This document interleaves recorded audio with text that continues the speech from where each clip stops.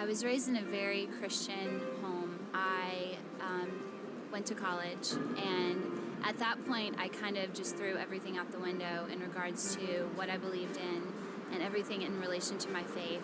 When the opportunity presented itself for me to move to New York City, I took it. I basically hit the ground running and just went full and total pursuit for money, for sex, for drugs, for clothing, for climbing the corporate ladder, all of those things. And I came to a point after 4 years of being here where all of that was just not making me happy. Right at that time, this guy who I'd been friends with kind of stepped in and said, you know, I want to make you happy. I want to be with you. I want to provide for you. Just give me a chance. Just let me love you.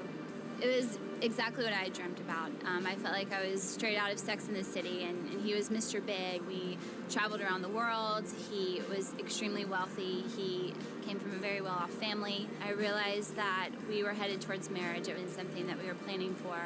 And I started feeling convicted about going to church, knowing that that would be how I'd want to raise my children once we did get married. And so I started attending Apostles and actually started inviting the man that I was dating to come with me, hoping that eventually he would convert and that he would become a Christian too. I felt really led to join a community group. I went to the community group for the very first time, and they just so happened to be talking about Christian dating. And so I told them my story about the relationship that I was in. They said, you know, you cannot marry this guy. Like, this is gonna just destroy you. This is not a wise decision. I remember being furious. I left the community group. I went home and cried. I was, I thought to myself, I'm never ever gonna go back to Apostles. I'm never gonna go back to be around those people. They're horrible.